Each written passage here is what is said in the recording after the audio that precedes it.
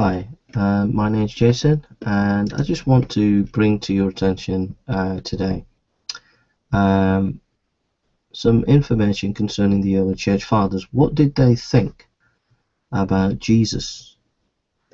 And that's what I would like to look at, is what the early church fathers actually thought about Jesus. So Polycarp writes, and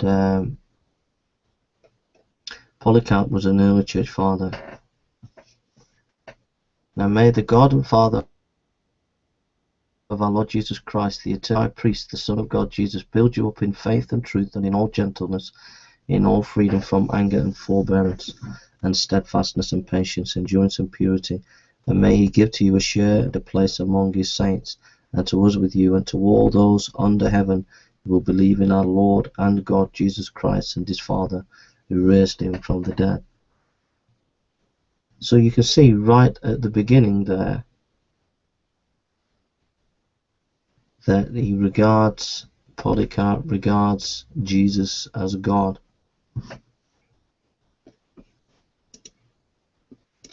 Yeah.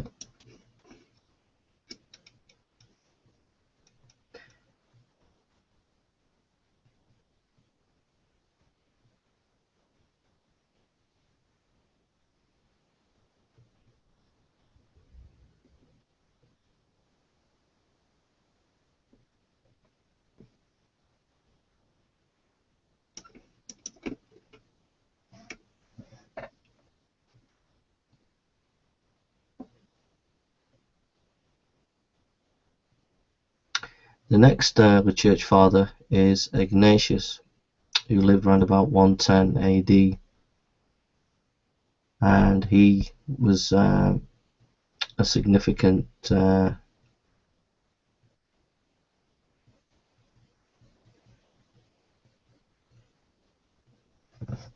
the same time. He lived around about 110 AD, and he writes this in his book Ephesians 18:2. For our God, Jesus the Christ, was conceived by Mary according to God's plan. So again, he regards Jesus as God. In his Ephesians 19:3, he says, consequently, all magic and every kind of spell would dissolve the ignorance so characteristic of wickedness, vanished, and the ancient kingdom was abolished when God appeared in human form to bring the newness of eternal life. And we could go on. Polycarp in his letters, Myrians 1:1, states, I glorify Jesus Christ, the God who made you so wise.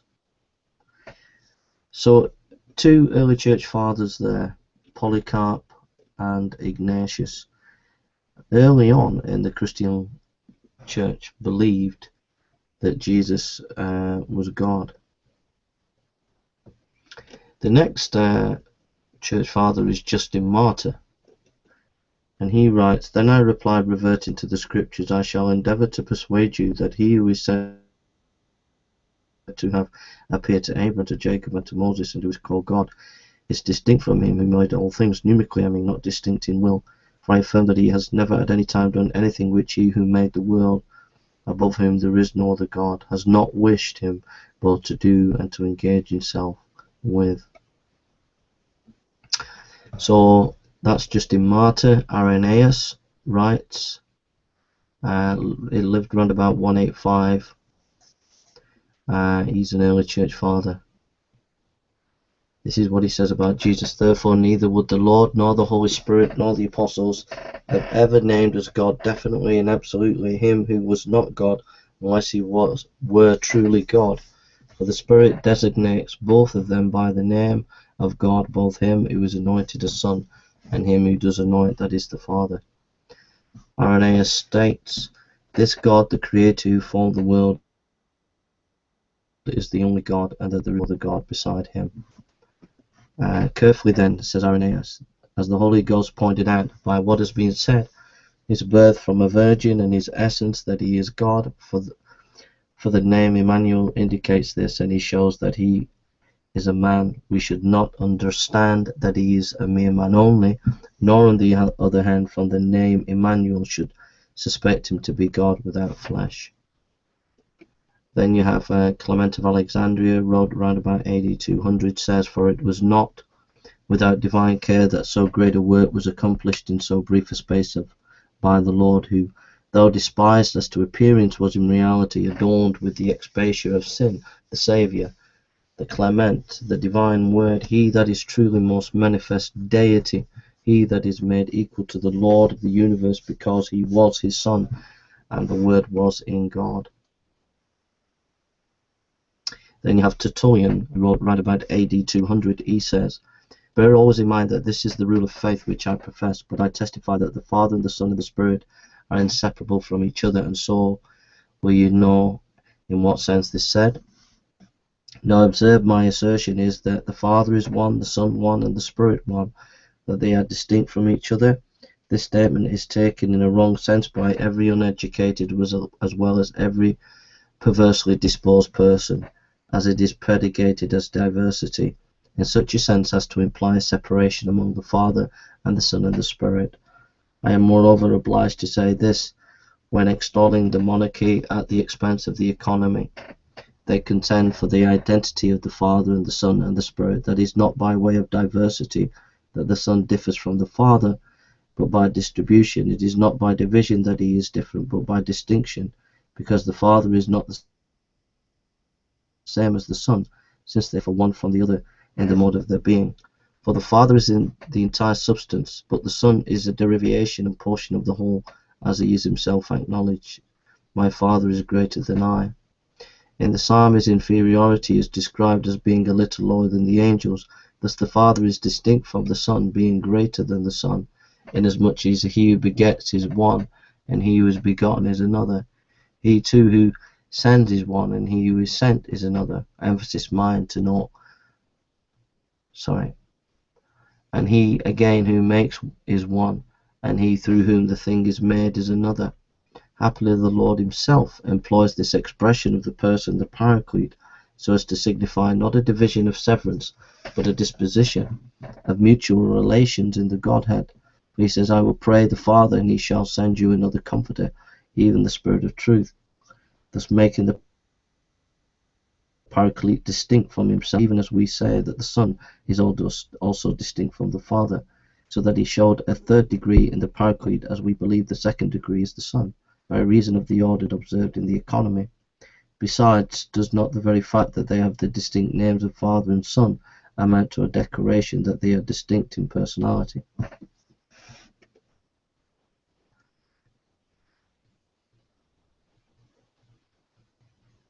In that teaching, Tertullian is saying that the Father, Son, and Holy Spirit are inseparable, but they are here distinct. Inseparable, but distinct. They are divine, but there is a logical order within the divinity.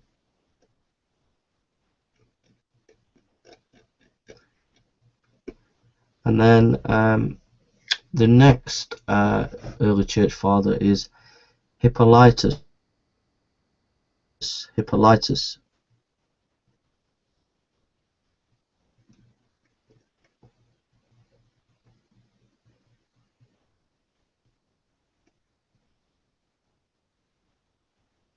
He writes, therefore, this solitary and supreme deity, by an exercise of reflection, brought forth the Logos first, not the word in the sense of being articulated by voice, but as a ratiocination, i.e. the process of exact thinking of the universe, conceived and residing in the divine mind.